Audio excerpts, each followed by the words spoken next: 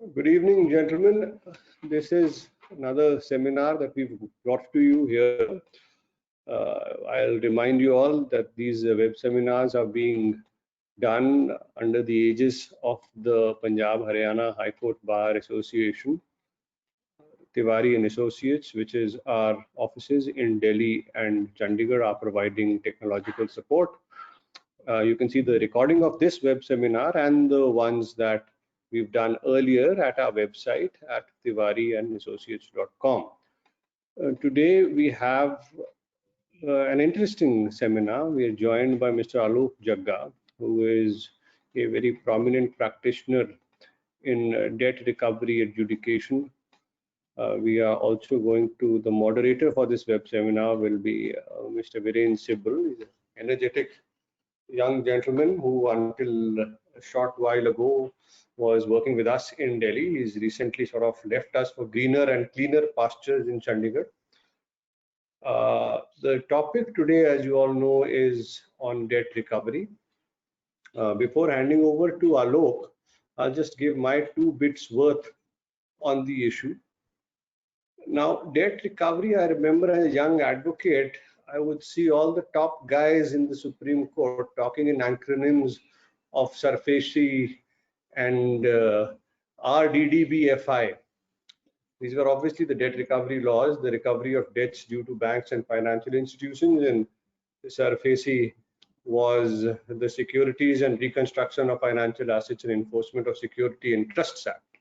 Now, these are heavy names, as I learned as a young practitioner, and I was always, because of the heaviness, I think initially I had a little bit of an issue with them. I always thought that these would be very technical laws and would be incredibly difficult to understand.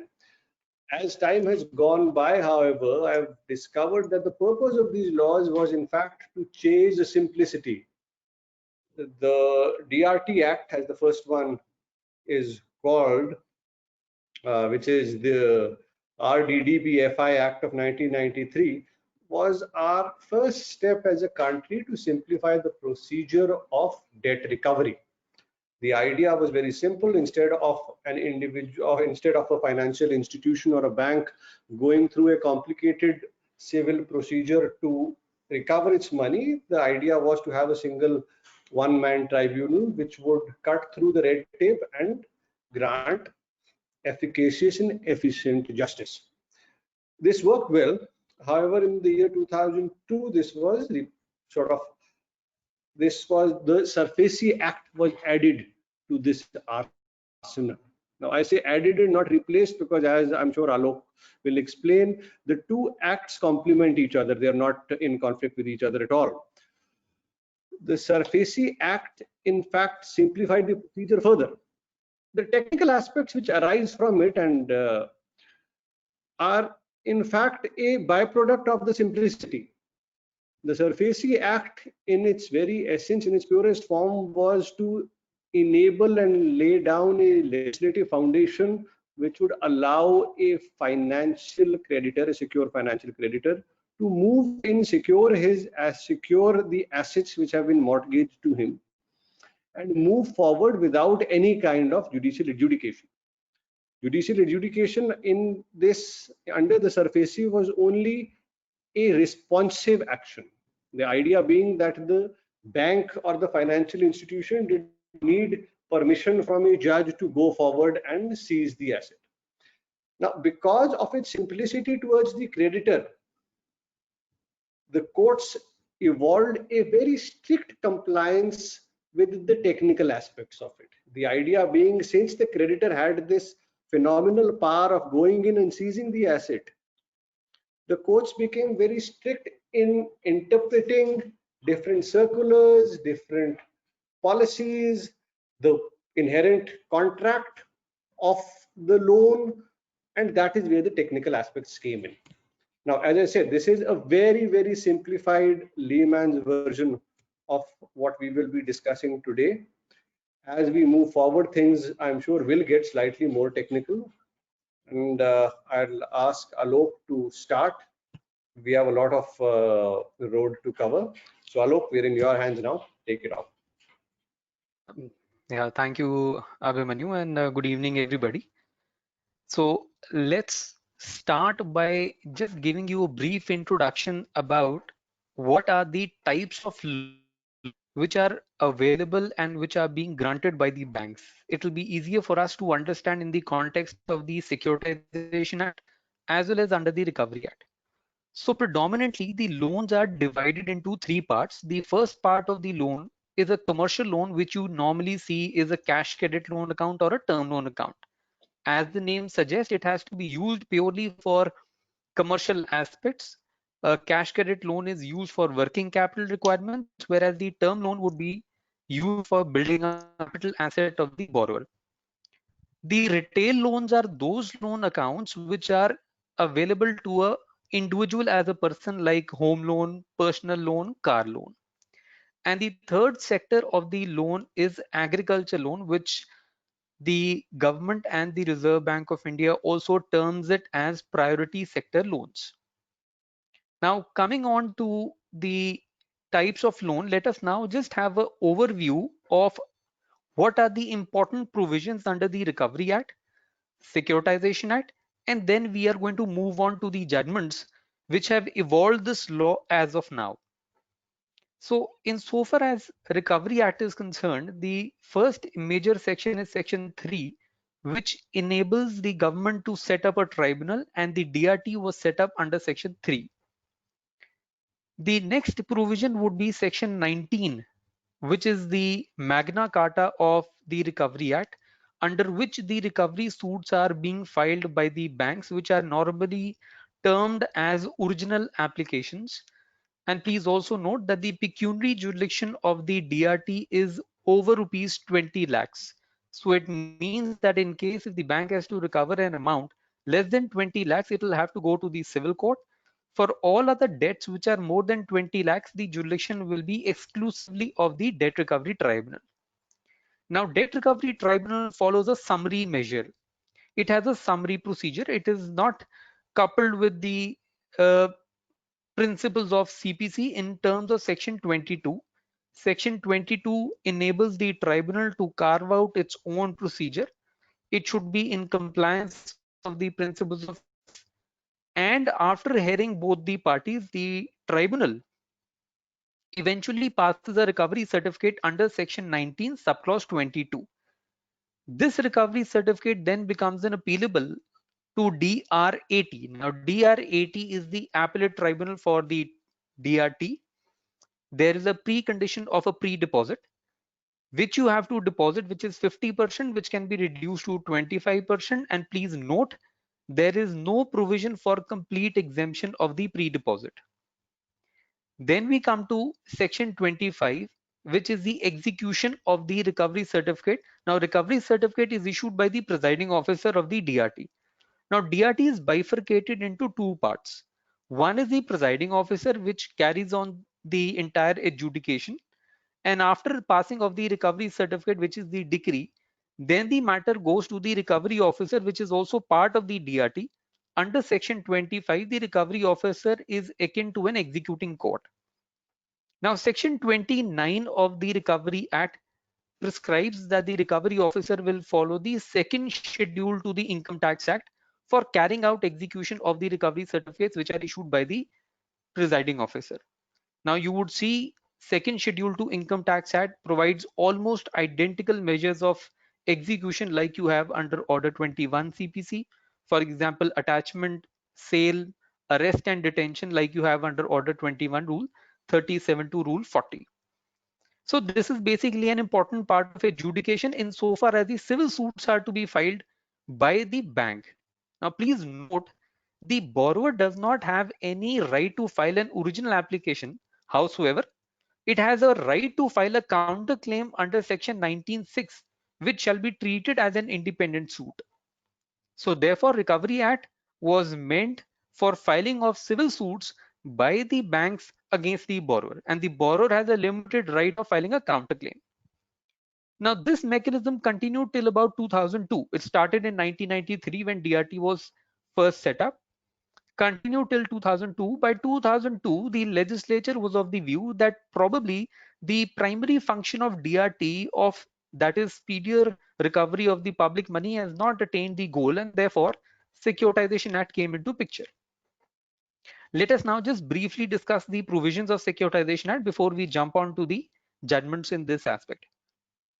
Now, Securitization Act is available to the banker without an intervention of the court.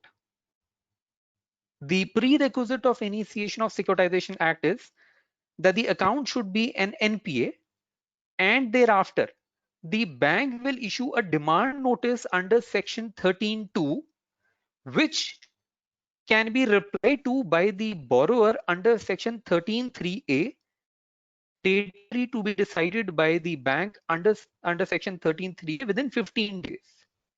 In case if the representation is rejected, then the bank has an option to take over possession or management under section 13(4). Now, I must also tell you that this is one point which I have been arguing before the courts, that in most of the cases you see that when the bank initiates action under section 13(4), which is divided into two parts, that is possession and management, in most of the cases the bank goes for possession. I have been arguing this aspect in the court to say that possession can be taken of a dead asset, whereas the legislature provided the option of taking over management in those cases where the unit is a going concern. So Securitization Act does not provide closure of the unit, and my view becomes now supported with the advent of the new legislation, which is the Insolvency and Bankruptcy Code 2016, which also provides that on the commencement of the insolvency, the resolution professional will take over the management of the company and will keep it as a going concern, not only till the time of liquidation order, but even at the stage of liquidation, the company shall be kept as a going concern. So section 34 has two parts. So whenever you get an option, you have to see whether it's a going concern or it is a dead asset, like maybe a house or maybe a closed factory, where of course possession may be taken, but where it is a running unit, you can always insist that even if the bank wants to take measure under section 13(4), please go in for taking over management. Do not take physical possession by closing the unit. Next provision is section 14. Now section 14 enables the bank or the lender to go to the district magistrate, which you normally call as deputy commissioner, file an application and an affidavit in terms of the proviso, and obtain a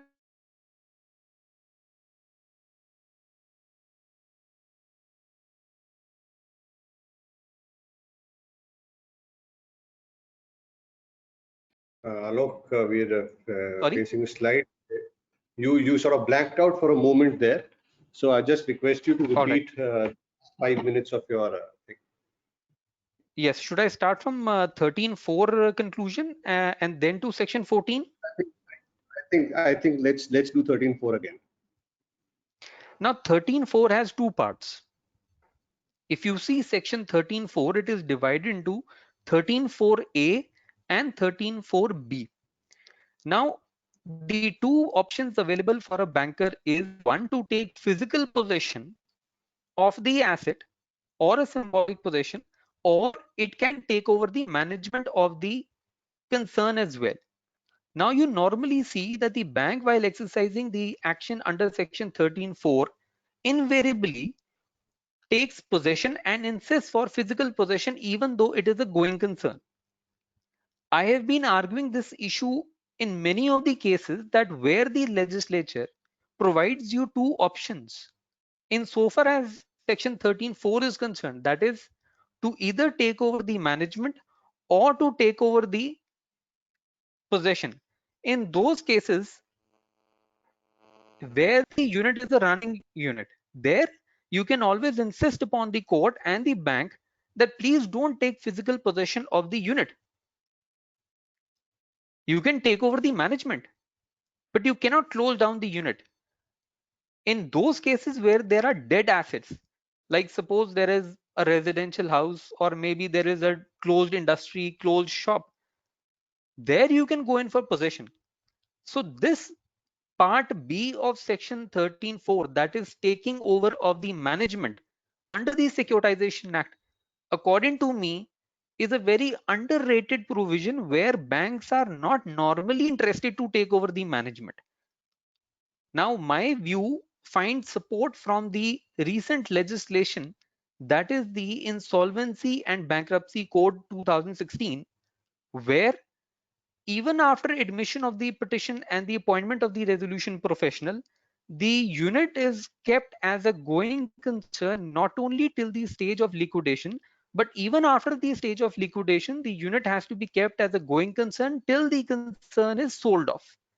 So therefore, 13(4)(b) also has to be implemented, and it also has to be taken care of. Not in every case you will go in for possession. You will also need to examine in what cases you need to take possession and what cases you need to take management. According to me, a financial institution does not go in for management because it is a quite difficult task for a banker to take over the management and run the institution itself. But be that as it may, management, taking over management, is also a very good option which is available under section 13(4). Now coming to the next provision, that is section 14. Now section 14 is an enabling provision for the bankers to approach the district magistrate and obtain an order for taking physical possession of the unit or the asset. You have to file an application to the district magistrate. The district magistrate will see whether you have filed the 9-point affidavit, which became mandatory condition after introduction of the second proviso on 15th of January 2013, when the Act was amended, and section 14 now made it mandatory for the financial institutions to file the affidavit. After filing of the affidavit, only then the district magistrate will examine whether there is a debt, whether the asset is within his jurisdiction, whether objections were raised under section 33A, replied, and only then the district magistrate is going to pass an order. Then comes the most important section, that is section 17 of the Act. Now section 17 is a remedy available to a borrower if he becomes aggrieved of any action taken under section 13(4).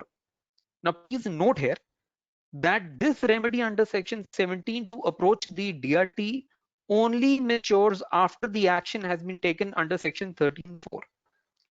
Now, if you read section 13(4) along with rule 8(1) and 8(2), 8 subclause 1 and 8 subclause 2 of the Security Interest Enforcement Rules 2002, and in terms of the recent judgment of the Supreme Court in ITC versus Blue Coast, the creditor can take symbolic possession or physical possession.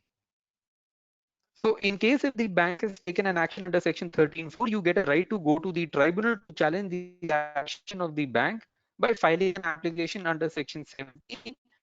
Until and unless notice under section 13(4) does not come, the remedy under section 17 would be a premature remedy. Now, section 17 also witnessed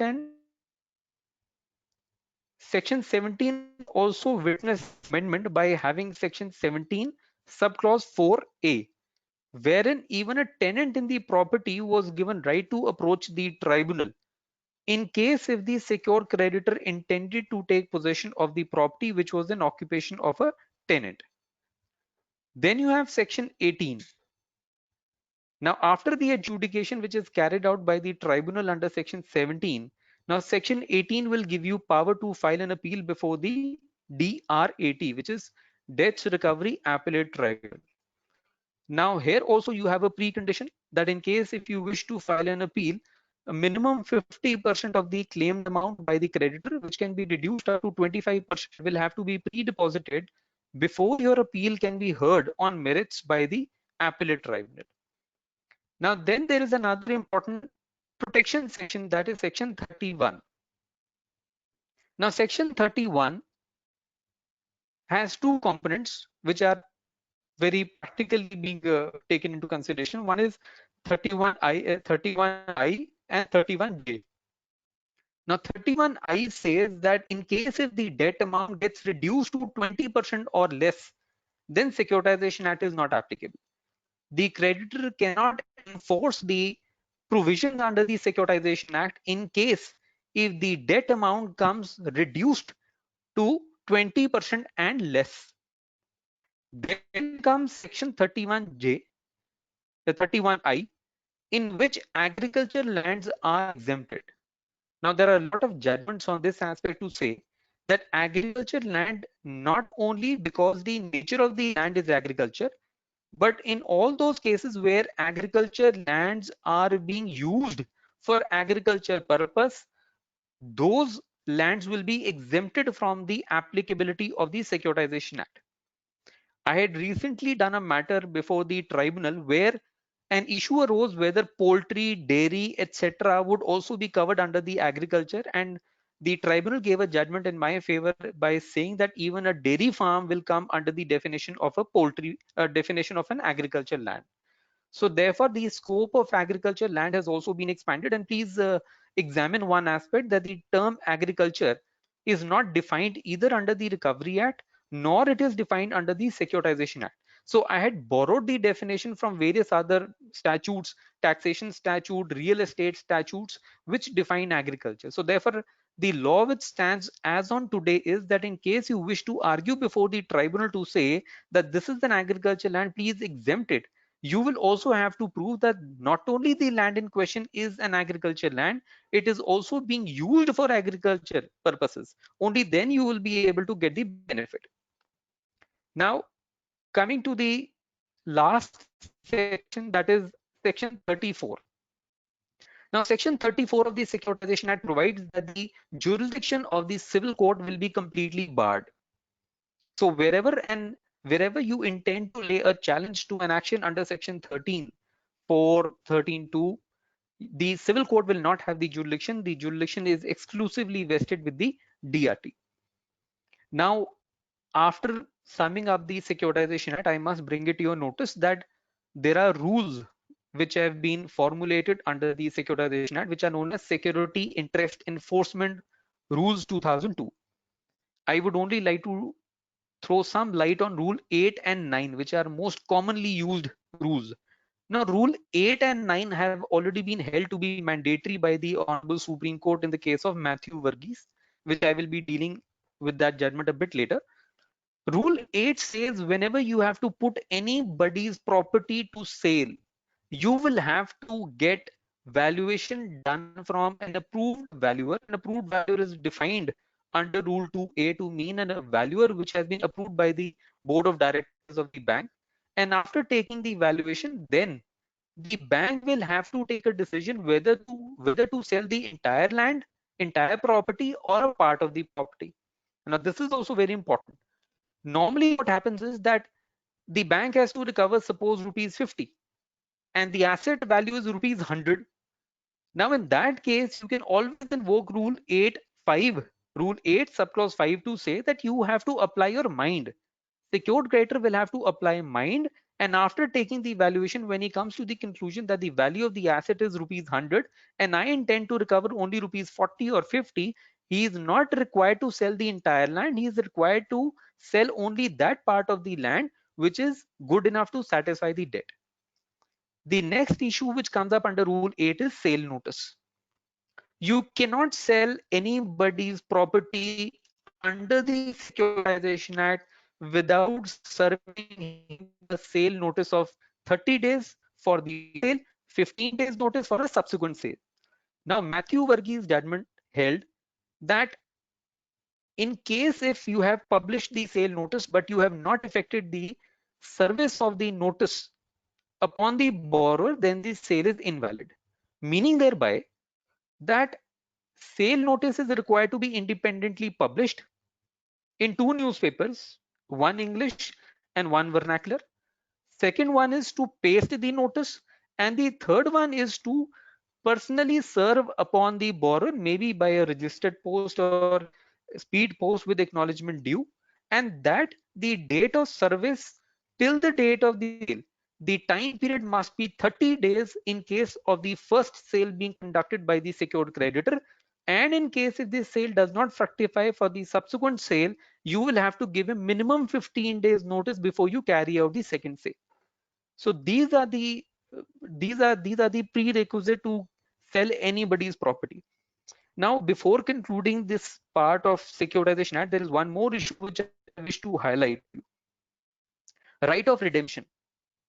Now, right of redemption under the Securitization Act is available under section 13(8). Right of redemption, the Securitization Act says you can exercise till the time the property has not transferred to the auction purchaser. Now, till the time the title does not get transferred to the auction purchaser, you can exercise your right of redemption by making the entire payment to the bank, and you can stop the sale even in case the sale has proceeded further. Now, section 13.8 says, in case if the bank has proceeded further to carry out the sale, but the sale certificate has not been issued, you still have the right of redemption available to you. But the moment sale certificate has been issued, right of redemption comes to an end. And ultimately, the sale is culminated by issuance of the sales certificate under Rule 9.4 and 9.7. So this was the basic overview of these two acts: Recovery Act for the bankers to file a civil suit, adjudicatory process; Securitization Act, where the bank intends to take over physical possession and sell your assets without intervention of the court. In fact, it is the borrower who can go to the court, that is the tribunal. The creditor is not required to go to the tribunal at all. He can carry out all the actions right from 13.2, 13.3a, 13.4, sale provision under Rule 8 and 9 by its own self without taking any permission from the tribunal. This Securitization Act was brought into effect only to faster the process which was not being achieved by the Recovery Act. Now, after having given a brief overview of the provisions, now let us just have a discussion on the judgments on this issue and how this act has taken steps to the present stage. Now, the first important judgment under the Securitization Act would be the Mardia Chemicals judgment, which is known as Mardia Chemicals versus Union of India, 2004, Volume 4, SCC 311. Now, this judgment had three important aspects. One, the vires of Securitization Act was challenged in this judgment, and the act was upheld, except for Section 17.4 at that point of time, which made it mandatory for the borrower to deposit 75% of the demanded amount before challenging the action of the bank before the DRT. The Honorable Supreme Court said you can't have this onerous condition right at the first stage. You may have a pre-deposit at the stage of appeal, but where a borrower is not in a position to deposit 75%, virtually there is no remedy available to him. So therefore, by holding the vires of the Securitization Act, the Honorable Supreme Court had set aside that part of Section 17, which made it mandatory for a borrower to deposit 75% before challenging the action of the bank before the tribunal. Now, the second important aspect which was dealt with by the Honorable Supreme Court was, if you see Section 30 court. Now, as I said earlier, the tribunal has a summary jurisdiction, summary procedure adjudication. Now, there may be cases where a person might allege fraud, forgery, cheating. In such kind of matters, you require evidence, you require cross-examination, you require production of witnesses, you require examination of your documents, which is definitely not possible under the summary jurisdiction.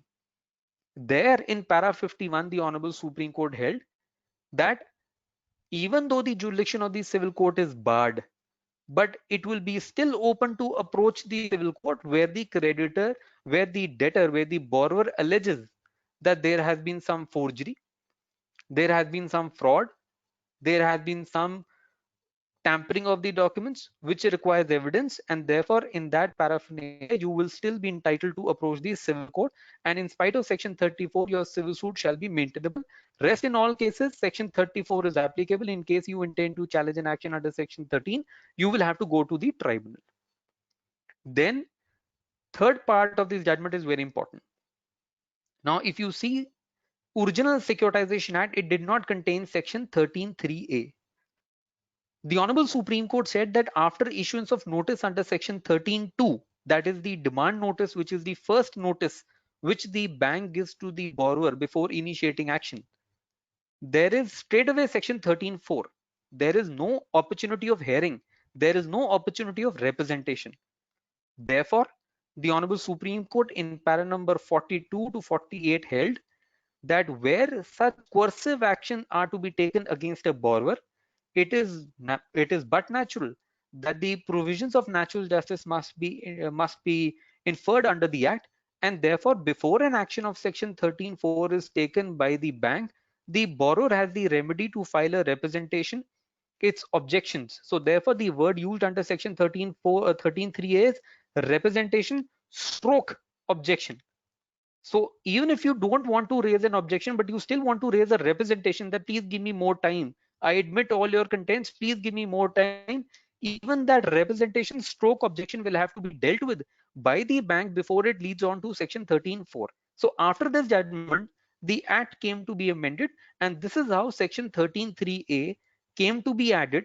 So therefore after 13(2) demand notice, 13(3)(a) gives you power to submit your representation stroke objection, which is required to be considered under this section within 15 days, and if not considered, subsequent action taken by the bank under section 13(4), sale, possession, etc. are all void and illegal. Now the next judgment comes in 2008. The judgment name is Transcore versus Union of India. Now the importance of this judgment is in relation to doctrine of election. There were a lot of litigation going on across the country in various high courts, including in our high court. The judgment which was rendered by our own honorable high court was Kalyani Sales. It was held by the high courts that in case if the bank intends to take any action under the Securitization Act, it will first have to withdraw the petition under the Recovery Act, and simultaneously proceedings cannot continue. Meaning thereby, if you have initiated action under the Recovery Act, you cannot take action under the Securitization Act without withdrawing the first proceeding. In case you have initiated action under the Securitization Act, you cannot initiate the recovery proceeding. Now, the Honorable Supreme Court, while setting aside the judgment, said that doctrine of election is not applicable because both the remedies aim at one common aspect, that is the recovery of the debt due to the lender. So therefore, by virtue of this judgment, it was finally held that the proceedings under the Recovery Act and the Securitization Act will simultaneously proceed along with each other. Now then came a judgment in 2009, Sardar Associates versus Punjab and Sindh Bank. Now this judgment also actually had arisen from our own Honorable High Court. Our court had given a judgment to say that whenever a person submits a request for one-time settlement, the bank rejects it, the borrower goes to the court, and the Honorable Punjab and Haryana High Court held that these OTS guidelines which have been laid down by the Reserve Bank of India are not mandatory, these are directory. Against this matter, the issue went to the Honorable Supreme Court in the case of Sardar Associates, where the Honorable Supreme Court, while interpreting section 21 and 35A of the Banking Regulation Act 1949, held that these guidelines of the Reserve Bank of India are mandatory and binding on everybody who would fall within the ambit of these guidelines. So meaning thereby, OTS became a right. Now, if you see, various banks come out with one-time settlement policy. If you are covered under the one-time settlement policy and the bank rejects your case, you still have a right to approach the Honorable High Court and contend that, sir, I am squarely covered by the one-time settlement policy. In spite of this, the bank has rejected my case. You are entitled to invoke and enforce the provisions of one-time settlement scheme. It is no longer available as a discretion to the financial institution. It is as a matter of right, provided you fall under this category.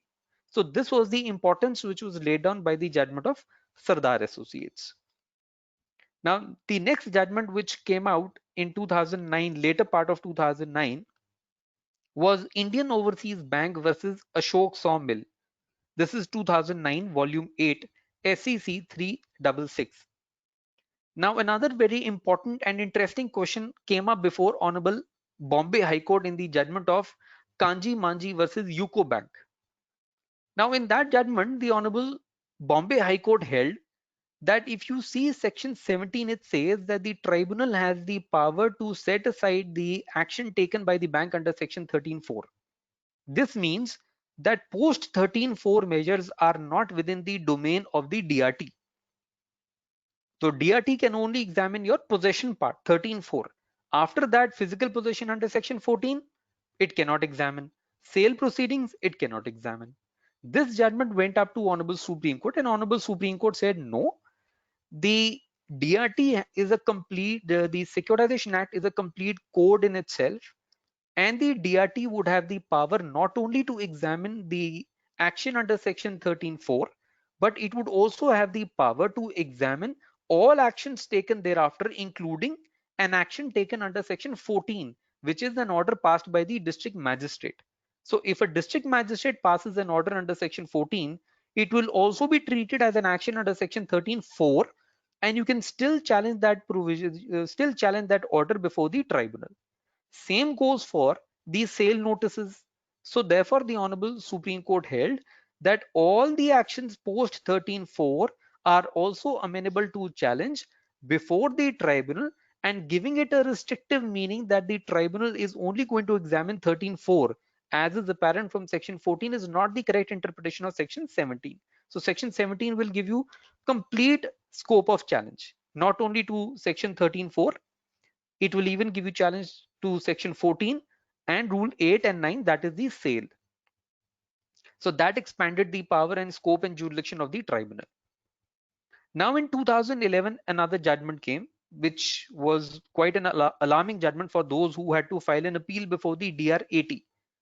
Now this judgment is Narayan Chandra Ghosh versus UCO Bank. It came out in 2011. The citation is 2011 volume 4 SCC 548. Now, this judgment has been recently followed in another judgment of Union Bank of India versus Rajat Infrastructure, which has been decided on 2nd of March 2020. Now, if you see, this is on section 18, which gives you right to file an appeal to DR80 after the decision given by DRT. Now, please take an important aspect of the matter. Now, DRT passes interim orders also and final orders also. So section 18 says whenever you intend to lay challenge to any order passed by the DRT, you will have to pre-deposit amount equivalent to 50%, which can be reduced to 25%. And this is applicable not only for the final order under section 17, that is the adjudication by the tribunal, but even for an interim order of the DRT. If you wish to challenge the interim order of the DRT to before DR80, you will still have to deposit the pre-deposit amount of 50%, which can be reduced to 25%. And it was further held that no tribunal has the power, no appellate tribunal has the power to give a complete waiver. So you will have to ultimately deposit the minimum 25% of the pre-deposit. Now coming on to the pre-deposit aspect, the discussion would be completely incomplete if I don't give reference to the recent two judgments of the Honorable Supreme Court, which are Axis Bank versus SBS Organics. It is 2016 volume 12 SCC 18, which has been recently followed in another judgment called as Messrs Kut Energy versus Authorized Officer Punjab National Bank. It has been delivered on 20th of August 2019. Now, please see an important aspect of the matter. When you file an appeal before DR80, and assumingly you pre-deposit the money also before the tribunal. Suppose the debt is rupees 100 and the tribunal ultimately, after hearing my waiver application or reduction application, directs me to deposit 30% of the amount, and I deposit 30 rupees before the appellate tribunal. Now, ultimately, when the decision takes place of my appeal, the question arose whether this pre-deposit money will be returned back to the borrower appellant, or whether it will be given to the bank for the remaining amount of recovery, which is yet to be recovered by the bank. Now, the Honorable Supreme Court in both the judgments held, in the first judgment of Axis Bank specifically, it held that the amount of pre-deposit deposited by the borrower or the guarantor would have to be returned back to the appellant.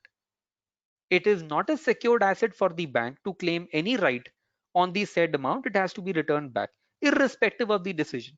Whether the appeal fails or whether the appeal is allowed, the money has to be given back to the appellant. The bank will not have the right to claim any right over that pre-deposit. So the pre-deposit has to be given back. So this was one very important aspect which was settled in 2016. Then in 2019, another very interesting issue came up. In the case of Kut Energy, Honorable Himachal Pradesh High Court, while examining the dispute between the borrower and the bank, PNB, directed the borrower to submit an OTS proposal, one-time settlement proposal, to Punjab National Bank. The borrower submitted a proposal to Punjab National Bank and deposited 20% of the OTS offered amount as upfront money to show the bona fide. Ultimately, the one-time settlement proposal was rejected, but the upfront money was not returned back by the bank. It said, upfront money we have adjusted against your outstanding, but your OTS proposal stands rejected. So one very important question came up: whether can you retain the upfront money? You have rejected the one-time settlement proposal of the borrower, but can the bank has the right to claim that now, since I have rejected your proposal, can I still retain your money or not? The Honorable Supreme Court said, while relying upon Axis Bank, that once the OTS proposal is rejected, upfront money has to be returned back. You cannot keep the upfront money with yourself. So this upfront money again cannot be treated as a secured asset, and therefore once the OTS is rejected, money has to be returned back. Now, after dealing with the pre-deposit issue, now another important and a very interesting judgment came in 2013, which actually tilted the way the enforcement measures were going on. That judgment name is Standard Chartered Bank versus V. Noble Kumar. It traveled from Madras High Court. Standard Chartered Bank versus V. Noble Kumar is 2013, volume 9, SCC 620. Now, if you see section 13.2, a demand notice, then section 13.3a, deciding the objections of the borrower, and then section 13.4, which up till 2013 meant symbolic possession, and then in case you want to take physical possession, you will go to section 14. So therefore, for taking possession, virtually there were two notices, one under section 13.4 read with rule 8.1, and the second notice was physical possession notice under section 14 read with rule 8.3. Now the honorable, so what used to happen was, the moment the bank used to take symbolic possession, a right used to accrue to the borrower to go to the tribunal and challenge the action of the bank. Now this judgment held something very interesting. Now this judgment held that after 13.2, after 13.3a decision, straight away, without issuing any notice under section 13.4, straight away the lender can go to the district magistrate to take an order and take physical possession.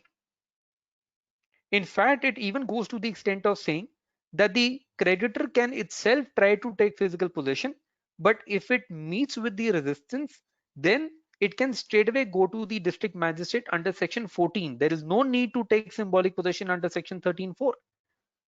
So this created little bit of difficulty with the borrowers, where the lender used to first issue 13.2, objections decided under 13.3a, and without issuing notice under section 13.4, which would give a remedy to the borrower to approach the tribunal under section 14 straight away, the bank used to take physical possession, and after physical possession, then the right used to accrue to the borrower to go to the tribunal, because as I told you before, only after 13.4 possession, may it be symbolic, may it be possession, that you get a right to go to the tribunal, and not otherwise. So in this manner, this judgment created a little bit of rights in favor of the lender, where they could have straight away gone to take physical possession without taking symbolic possession. So in that circumstances, the borrower used to file a petition only after losing the physical possession. So next judgment comes in 2014. That judgment name is Matthew Varghese versus M. Amrita. Now this judgment is very important insofar as power of sale is concerned. Now the banks sell the assets under Rule 8 and 9 of the Security Interest Enforcement Rules 2002. Now this judgment laid down two very important aspects. Now if you see Rule 9.1, it says that no sale shall take place without serving notice to the borrower, either publication or by personal service. Now the word "or" was interpreted by the Honorable Supreme Court to mean "and." So earlier point of interpretation was that if I have published the notice and the date of sale is more than 30 days ahead, and even though the notice has been served to the borrower less than 30 days, the word uses or, still the sale would have been valid. The Honorable Supreme Court says no, you will treat or into and, which means you will have to comply with 30 days notice not only for the publication part but also for personal sale notice to the borrower. You will have to make sure that both the things are having 30 days time period. So if you want to sell the property, give 30 days of publication coupled with 30 days of personal notice to the borrower, and in case you fail to deliver the notice to the borrower, that sale is not illegal, it is null and void. So this judgment actually paved way to lay down the law that without sale notice, and that too for 30 days, if not served to the borrower, or if the sale notice is served of less than 30 days, even 1 day short, the sale is bad in law. It actually reiterates the principle of Taylor versus Taylor, which held that once a particular statute prescribes a particular act to be done in a particular manner, the same must be done in the same manner and in no other manner. So once the statute says 30 days notice, it has to be 30 days notice. Then in 2018, a very important question arose before the Honorable Supreme Court. Now, if you see, slowly and steadily, private finances also came into picture, non-banking financial companies also came into picture, private banks also came into picture, and you would normally see that there is an arbitration clause under the loan agreement, predominantly where the loans have been given by the private entity. So a question arose whether once the creditor has invoked the arbitration clause and an adjudication is going on, is it permissible for the creditor to resort to SARFAESI Act? So the Honorable Supreme Court held that in spite of the fact that the arbitration has been invoked, which is kind of an adjudication equivalent to the adjudication being carried out under the Recovery Act, still, since doctrine of election is not applicable as laid down in Transcore, therefore the bank will have the simultaneous power to proceed under the SARFAESI Act as well. So therefore, even if the proceedings are going on under the Arbitration Act, the lender would be still entitled to proceed under the Securitization Act. Then the next issue which was discussed in this judgment was the later part of the judgment, is that what is the interplay between the Arbitration Act and the Recovery Act. Now there could be a situation where the bank, while granting loan, has an arbitration clause in the loan agreement, and at the time of default, the bank prefers to file an application before the Debts Recovery Tribunal.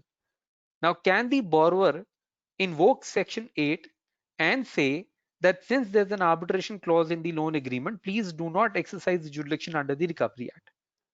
The Honorable Supreme Court approved the judgment of the full bench of Honorable Delhi High Court in the case of HDFC Bank versus Satpal Singh Bakshi, and held that if there's an arbitration clause, it is an alternate remedy. So you will have to go to the arbitration clause. So therefore, it has a stark contrast between the SARFAESI Act and the Recovery Act. In case of SARFAESI Act, in spite of arbitration proceedings, you will still go in for SARFAESI. But in case of Recovery Act, if there's an arbitration clause, Recovery Act would not proceed for adjudication. You will go for adjudication under the arbitration clause. The third very, very important aspect which was decided was that there was a controversy which arose in the banking, that suppose at the time when I took the loan, I had taken the loan from an institution which was not covered under the Securitization Act. I'll give you an example. Suppose I had taken loan from City Financial, or I have taken from another institution which is not defined under the, which is not covered under the Securitization Act. Subsequently, that very lending agency is covered under the definition of financial institutions under the Securitization Act, like it happened while issuing notification dated 5th of August 2016. Now, when the notification of 5th of August 2016 came, lot many non-banking financial companies were brought within the ambit of the Securitization Act. The argument which was raised predominantly before Bombay High Court in Sanjay Tripta's case, Sanjay Tripta versus Kotak Mahindra Bank, the Honorable Bombay High Court held that since at the time of grant of loan, the institution was not covered under the Securitization Act, and subsequently it may have been covered under the Securitization Act, and there has been a default. But because at the time of loan rights were crystallized, therefore you will not invoke the Securitization Act. Now this judgment of Bombay High Court went to Honorable Supreme Court. It was reversed, and the Honorable Supreme Court followed the earlier decision of MD Frozen Foods in 2017, Volume 16, SCC 741, and it held that the action taken by the lender would be in consonance with law, even though at the time of grant of loan, maybe in 2010, 2011, when the loan was granted, the lender was not covered under the Securitization Act, but at the time of commission of default, in the integinum, the lending institution has been covered under the Securitization Act. It would have the right to recover under the Securitization Act for the loan which was advanced on the date when the lender was not covered under the Securitization Act. Then in 2014, then in 2016 and 2020, there were three very important judgments which were delivered by the Honorable Supreme Court, covering on a very sensitive issue, that is tenancy. Now, in lot many cases, you would see that whenever the bank intends to take physical possession, there are objections which have been raised by the tenants that I am a tenant in the property. Now, the question arose, can the Securitization Act override the rights of the tenant which are protected under the respective state legislation pertaining to the rent acts? Like every state has its own rent act. Now, the question arose whether it would have Securitization Act will have precedence over the rent act. Now, the first judgment which came out in 2014 was Harshad Sondagar Govardhan versus International Asset Reconstruction Company. This judgment traveled from Bombay High Court. And in this judgment, the Honorable Supreme Court in para number 11 held that there are two types of tenancy. One, a tenancy which was created prior in time. If the loan was granted subsequently and the tenancy was created prior in time, then the tenancy will have the precedence over the secured creditor. And in so far as the secured creditor is concerned, which has granted loan and subsequently a tenancy has been created, in those cases, Section 65A of the Transfer of Property Act would be applicable, which has three primary conditions to satisfy: that the lease should not be more than 3 years. If the lease is registered, then for the remaining part of the lease, the creditor will not disturb the tenancy, and there should not be a negative covenant in the loan agreement that the borrower would not create tenancy without the express consent of the lender. So therefore, ultimately, the law which was laid down was that Rent Act is a separate legislation for the protection. And in fact, in the subsequent judgment of Vishal and Kalsaria, the Honorable Supreme Court beautifully laid down the law that the Securitization Act will not override the Rent Act. And then in 2020, 2019, the judgment of Bajrang Sham Sundar Agarwal came, which reiterates the earlier two judgments, with one important aspect which was reiterated was that the tenant would also have a right to make a representation before the district magistrate. Now, as you know, district magistrate does not have adjudicatory power, but in Harshad Sondagar Govardhan, which was ultimately also followed in Bajrang Sham Sundar in 2019, it gave limited scope to the tenant to make his submission before the district magistrate as well. And in case if the district magistrate comes to the conclusion that there's a genuine tenancy created prior in time, or there's a tenancy which is after mortgage, but in terms of Section 65A, the district magistrate would have the power to reject the application of the bank. So this was a very important shift of law. Then coming on to the last two judgments for the current session, the judgment of Hindon Forge Private Limited versus State of Uttar Pradesh was delivered by the Honorable Supreme Court in 2018. This judgment traveled from the full bench judgment of Allahabad High Court, which had created ripples in the banking law when it held that without losing physical possession, the borrower would not have the remedy to approach the DRT. Now, because of this judgment, most of the DRTs started dismissing the petition only on the ground that you have still retained the possession of the property, and until and unless you will not surrender the physical possession of the property, you will not have the right to approach the DRT to lay a challenge to the action of the bank. So therefore, first you will have to relinquish your physical possession, then you will have to come to DRT. Now this view was ultimately overruled by the Honorable Supreme Court in Hinton Forge. It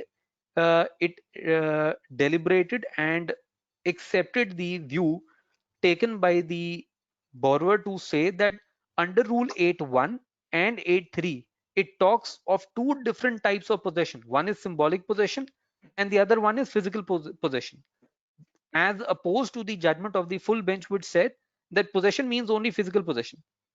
So the Honorable Supreme Court says, no, no, no, no, no. This is not correct. Possession does not mean physical possession alone. Possession could mean symbolic possession and physical possession. These are two different aspects. So the bank can take symbolic possession under section 13.4, which will give right to the borrower to go to the tribunal. Now, the last judgment for the today's session is ITC versus Blue Coast.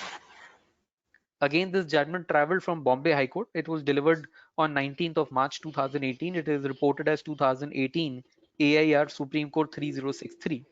Now, very important aspect in this case was laid on by the Supreme Court. Here what happened was, there was a hotel in Bombay where the bank had sold the hotel in a running condition to ITC. And after the sale had taken place, the auction purchaser requested the bank to deliver him the physical possession under section 14. Now, the Honorable Bombay High Court held that after the sale is completed, the secured creditor ceases to be a secured creditor and the auction purchaser will have to revert back to the civil remedies to take possession.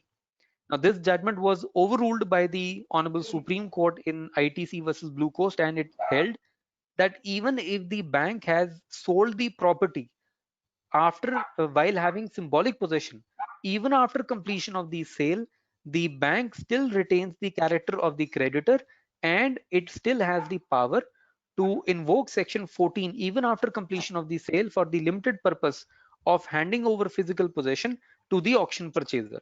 So it is not correct to hold that after the sale the secured creditor ceases to be a secured creditor. It still has the power to hand over the physical possession even after issuance of the sale certificate by applying to the district magistrate under section 14 of the act. Now, the judgments on the Recovery Act and the Securitization Act are complete. Now, I'll like to throw some light on the two aspects of litigation which have suddenly grown spurt of litigation in the current times. See, every banker has a right of recovery by two means. One is called litigative and one is called punitive. Now, litigative measures I've already discussed under the Recovery Act and under the Securitization Act. Now, the punitive measures. Now, see, the banks today have power to declare you willful defaulter, which is a litigation which has grown up in the recent times. And the second punitive measure is declaring you fraud. Now, for willful defaulter, there are two circulars. One is 1st of July 2013 and 1st of July 2015. Now, 1st of July 2013 circular said that instances of willful defaulter would be where a unit has defaulted its commitment and the repayment to the bank is not being effected in spite of having the capacity to honor. It is as simple as it means that you have means to pay back to the bank, but you are not making any payment to the bank. So you have the capacity, but deliberately you're not making the payment to the bank. This is an instance of willful defaulter. The second and third are diversion and siphoning off. Now, diversion and siphoning off apparently may seem to be synonymous word, but these are actually two different words. Diversion of funds mean that where the funds were given to you for working capital like cash credit limit, but you have misused and diverted the funds to buy a capital asset for which you should have taken a term loan. So this is called diversion of funds. Siphoning of funds means you have taken loan for project A, but instead of using the funds for project A, you have misused and siphoned off the funds for project B. So these are also instances of willful defaulter. And the last in the condition is you have removed of the secured asset of the bank and you have sold them off, which categorically means that you had no intention to make the payment of the bank. Now, these are instances of willful defaulter. The way to declare anybody as a willful defaulter is defined under clause 3 of this circular dated 1st of July 2013, which categorizes into two committees. It is bifurcated into two committees. The first committee is willful defaulter identification committee, and the second one is called the grievance redressal committee, which is like an appellate committee. Now, insofar as the first committee is concerned, which is normally headed by executive director and the two general manager, this committee will first give a show cause notice to the borrower that we intend to declare you willful defaulter, and the borrower will give a reply, and on the basis of that reply they will consider whether you have to be declared a willful defaulter or not. And after the decision is taken by the first committee, the decision is then placed before the second committee, that is the appellate committee, that is the grievance redressal committee, and that committee finally passes an order. Now please notice one thing, that there is no opportunity of hearing which was granted at the stage of the appellate or at the first stage of committee, except for getting a representation pursuant to a show cause notice. Then this circular was done away with, and the circular of 1st of July 2015 came up. Now in this circular, again the same measure was there. First committee will give you notice, and then appellate committee will finally pass an order. Now both these circulars came up for consideration before the Honorable Supreme Court in the case of State Bank of India versus Jar Developers. This judgment arises from the very renowned judgment of Kingfisher Airlines judgment, which was delivered by Honorable Delhi High Court. Now this judgment in para number 21 laid down two very important aspects. The first one was that you do not have a right to be represented by a lawyer in front of these two committees, either the first committee or the second committee. You don't have a right to be represented by a lawyer. You will have to go by yourself. These are not quasi-judicial bodies.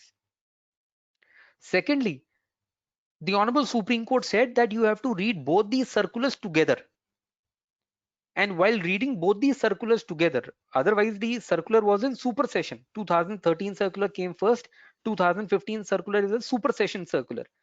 The Honorable Supreme Court said, no, you will have to read both these circulars together, which means that first you will get a show cause notice from the first committee, you will give a reply, and after you give a reply, the committee will then pass an order. The first committee will then pass an order, give a copy to you to enable you to file an appeal before the second committee.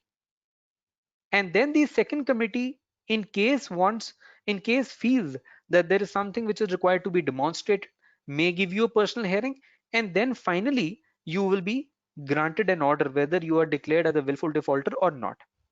So therefore there were two stages of representation, one before the first committee and second before the second committee. This was the judgment which was delivered in 2019. It was delivered on 8th of May 2019, where both these circulars of willful defaulter were intermingled together, and they have to be read in conjunction with each other. It was held that these are not superseding each other. Now the last circular for the today's session is again a very controversial circular, which I have myself challenged the vires of this, the validity of this circular before the Honorable High Court. The matter is already pending for 28th of May. This circular is Reserve Bank of India fraud classification and reporting by commercial banks and select financial institution directions 2016. As you can see from the title of this circular, this empowers the bank to declare a borrower as a fraud.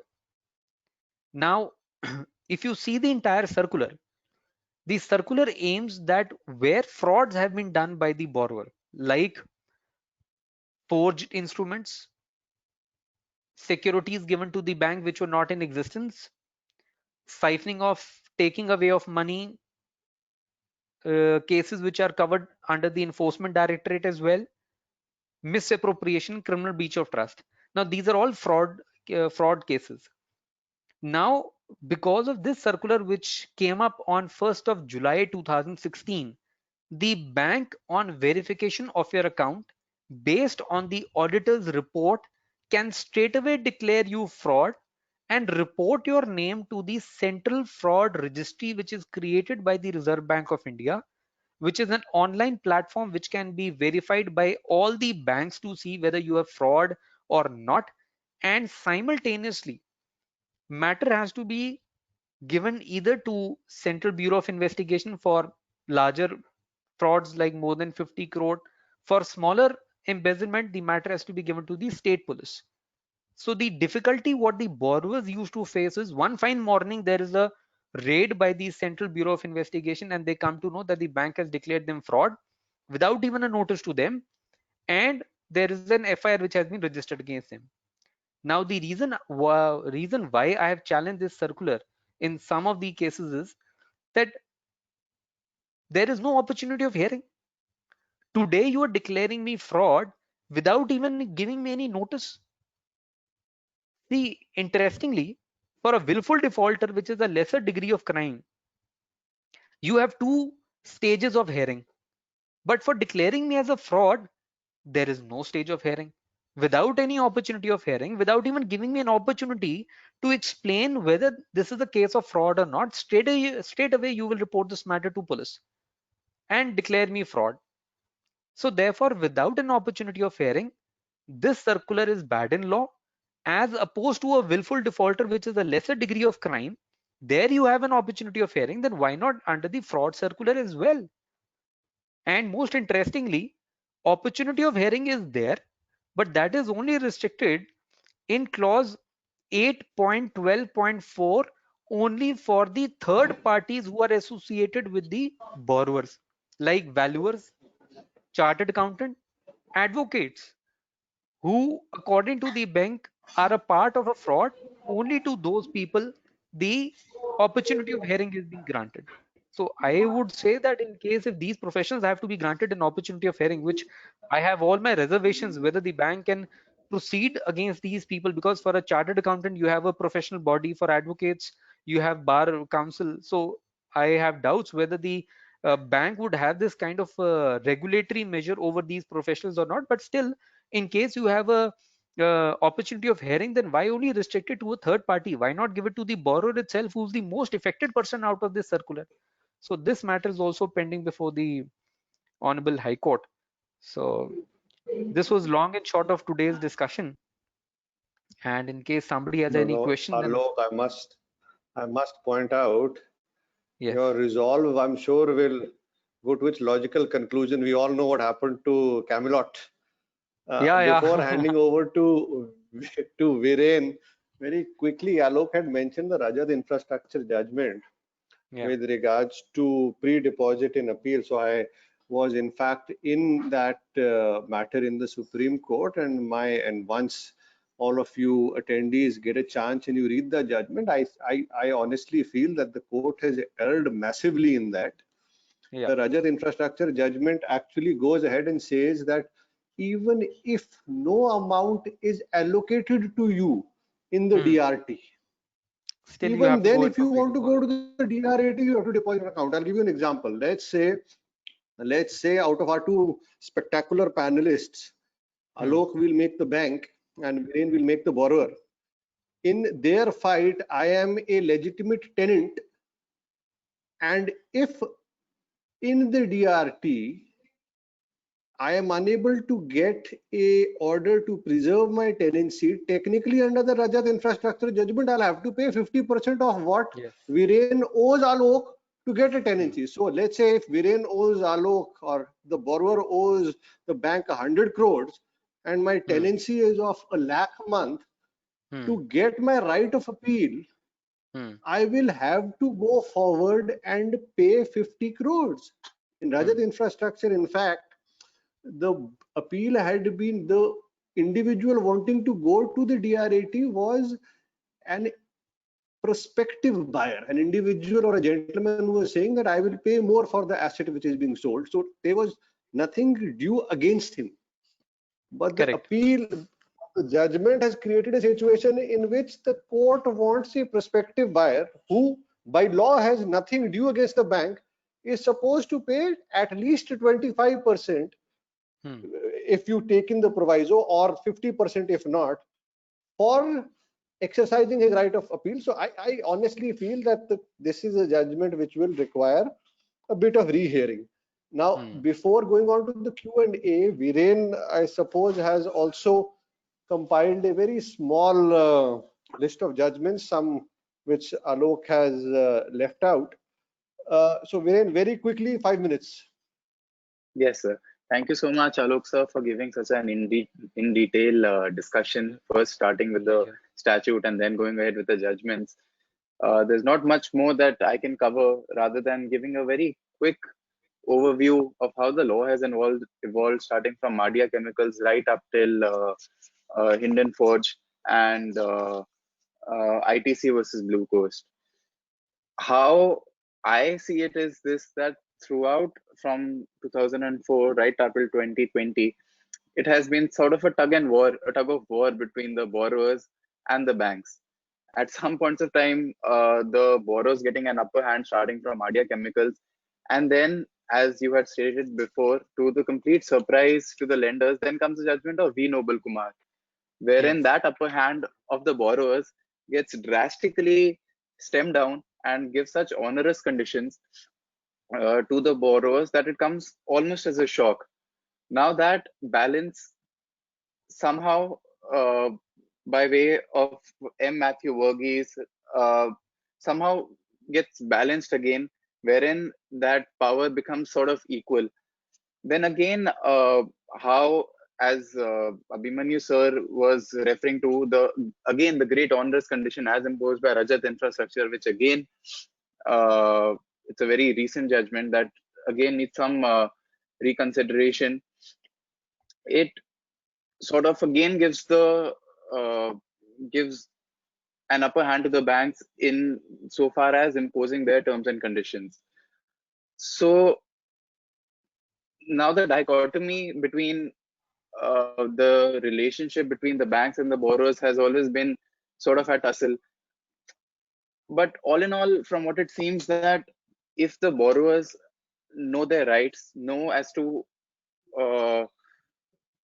how to enforce their rights, as to go ahead, even in case there is a default, and default is not a very rare circumstance. It's not a rare thing to happen. They should, of course, know their rights and go ahead according to the statute, because banks from time and again will always try to have the upper hand, try to arm twist, which is why it is very important that the borrowers know their rights and proceed in accordance to law, and of course be confident that the courts at the end of the day will be there in their aid, which can be seen by a series of judgments, as has been mentioned by Alok sir.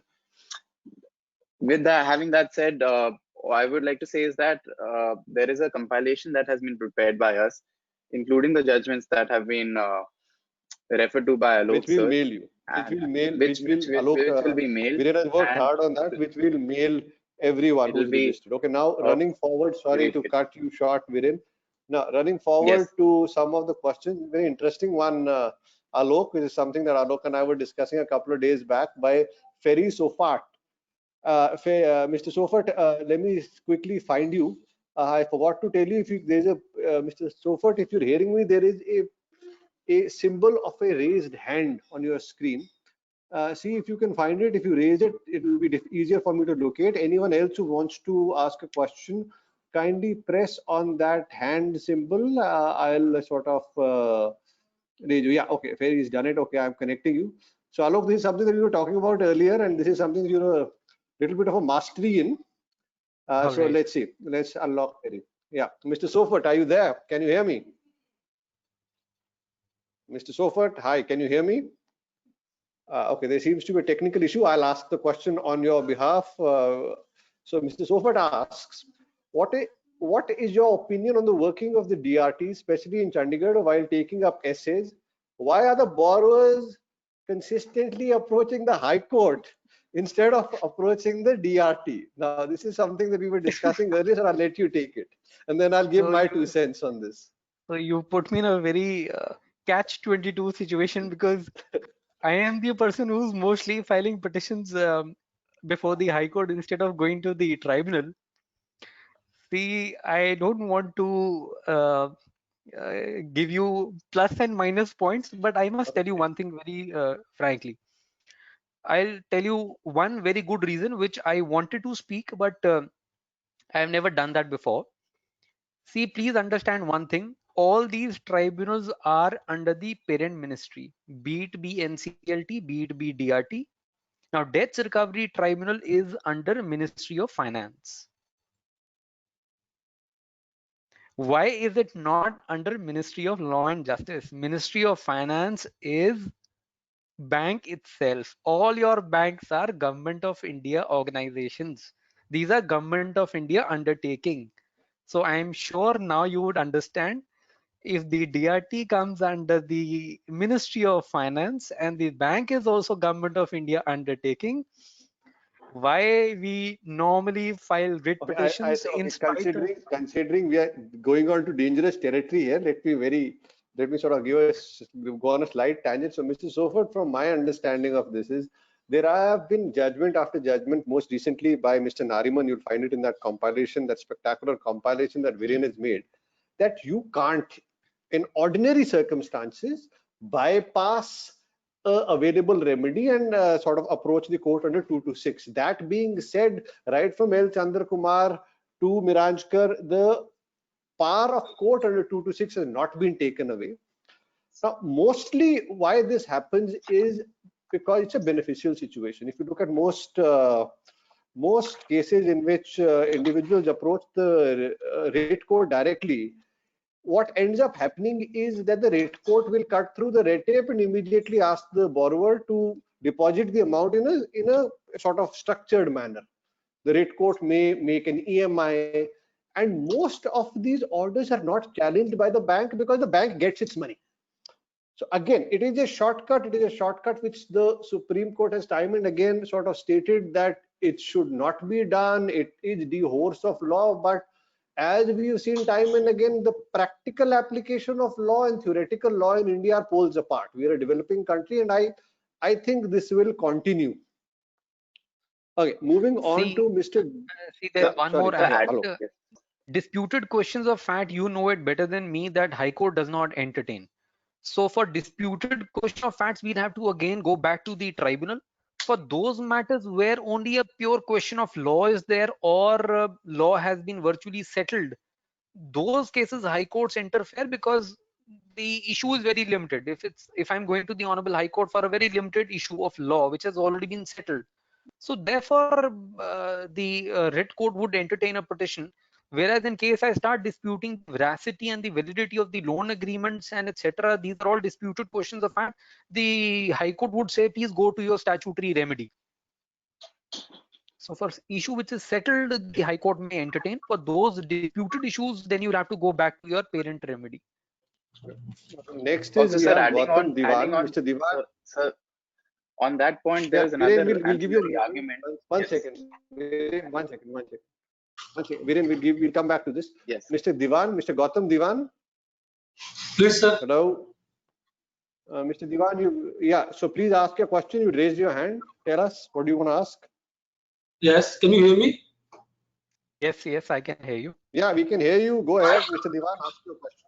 My question is, in one of my case, I am facing a situation where the father or the deceased borrow a loan from the bank, and at the time of borrowing that loan, bank informed that about the insurance policy that your loan is secure in case you will die, then there is no need to pay the loan. But instead of making the insurance policy in this manner, what the bank did, they make an insurance policy against the acts of God only. They did not make that policy, despite telling this thing. In fact, they have concealed this thing also. My question is, the Constitution provides us a right of knowledge, right to know. An article, specific provision that we are having a right to know. Secondly, the functioning of the bank and the aim and object of setting all such financial institutions is to help the persons to establish their institutions. Now, in my case, bank has concealed this information from the deceased while giving him the loan and while making the policy. They make an insurance policy against the acts of God only, they have concealed this fact from the borrower that you are having this remedy also, you can get this policy also. In case you died, you don't have to pay any loan. They have Hmm. deducted the amount from my account only for the policy against the acts of God. They have not made that policy. Now the person died. His legally failing this position. I have filed a writ petition before. I have filed a petition before the Honorable High Court under Section 14 of the Scrutinization Act against for taking possession. The matter has been stayed. Now my position is that once the bank has concealed this thing from the borrower who had died now, the bank was supposed to inform the borrower at the very initiation of the initiation at the time of the loan was lended to him. Bank has concealed this. Now, why the legal year should face this burden now? See, I'll tell you, when banks grant Yes. loan, when banks grant, it is not the concept of the previous era that once I've granted you loan, my job is over. See, today the banks, when you go to avail loan, they examine your income criteria, the property value. They do all these things to ensure that the money which is being given to you is in the safe hands. Now, if this concept is now available, then why would the bank not see which is the most appropriate insurance policy which is required to be given to the borrower? See, in the earlier time when you used to go to the bank to take the loan, you used to give your property, the property was being valued, and 60% or 70% of the value of the property you used to get the loan without even examining your income criteria.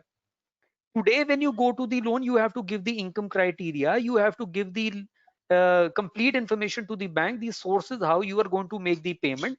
The bank becomes an active participant today.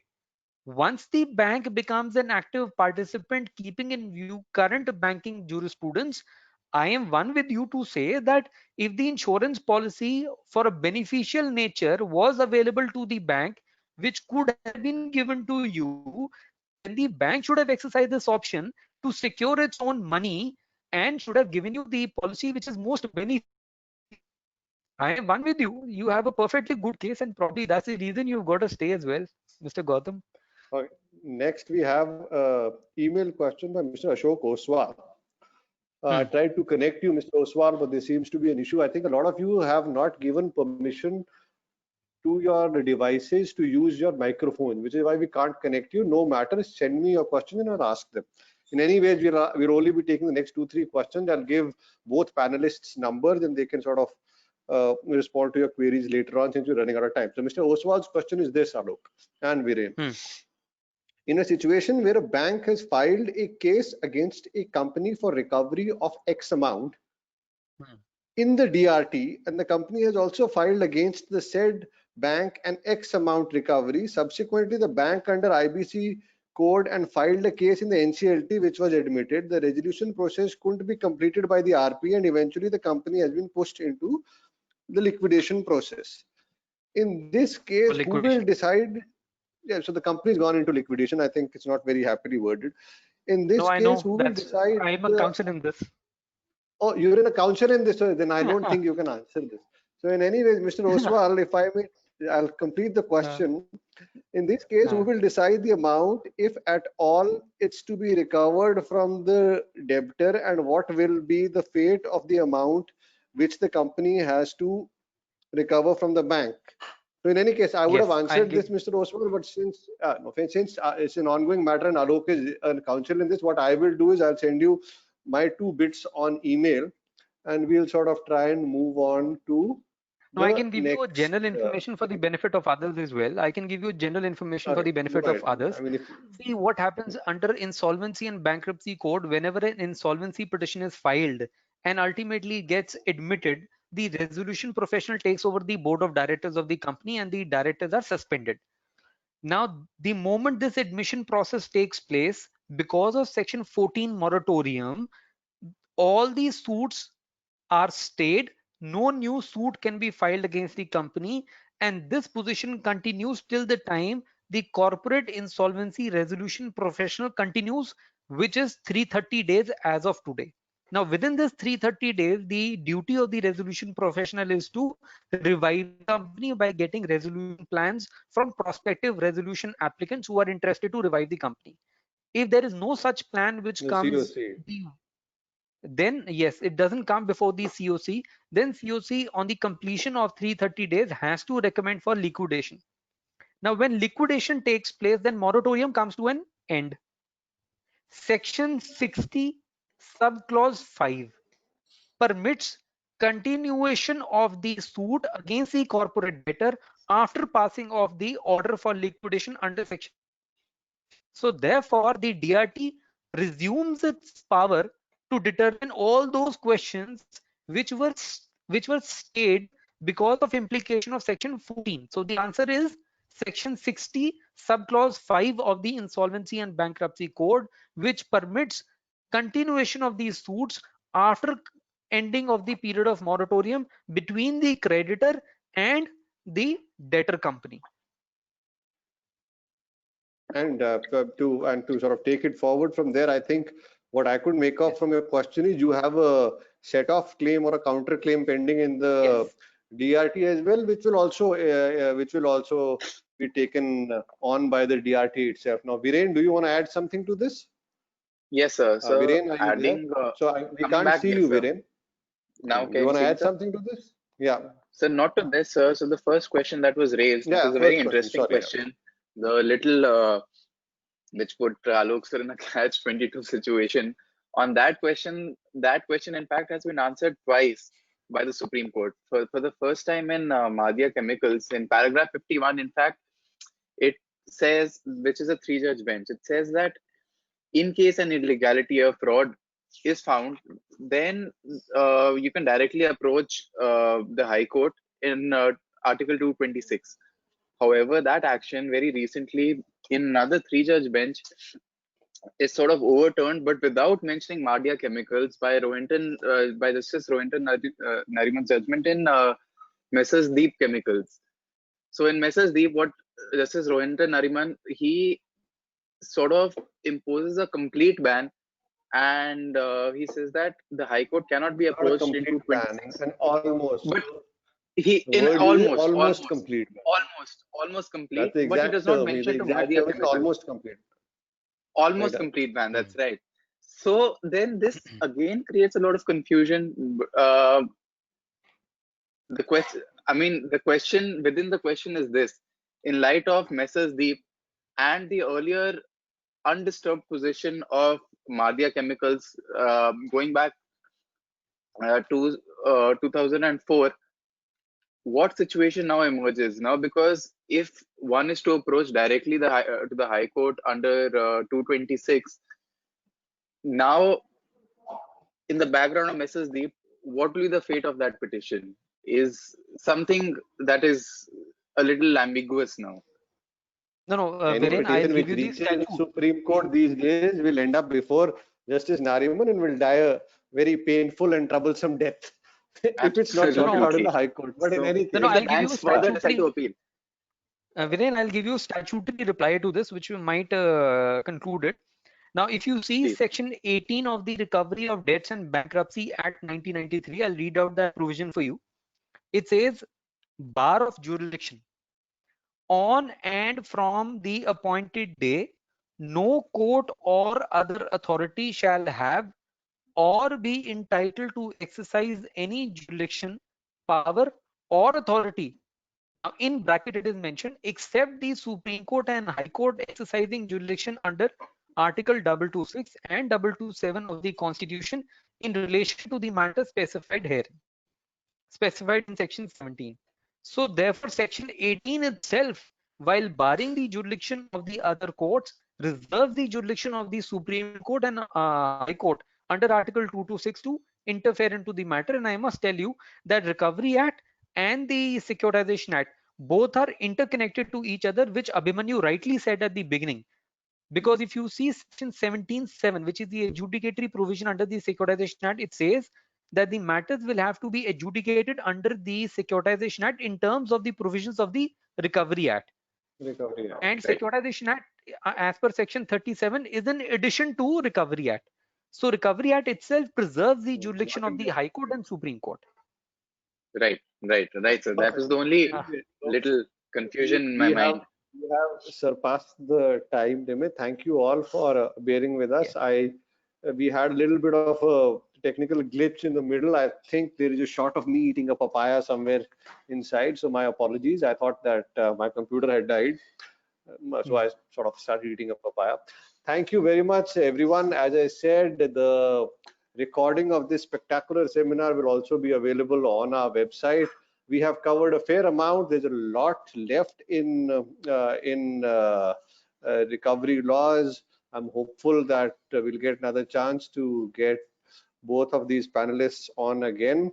But again, I'm also hopeful that the ban will soon be lifted and all of us will be back in our robes in courts. In the meantime, please stay safe. And again, if you want to see the recording of all of this, please log on to our website, tiwariandassociates.com. There are a lot of other web seminars that we've done. They're all good. If you get the time, do check them out. And with that, I'll sign out. Thank you, Alok. Thank you, Viren. Take care. Thank you. Most Thank you. welcome. Pleasure Thank was you. mine. Thank Bye. you. Okay. Take Okay. Thank you.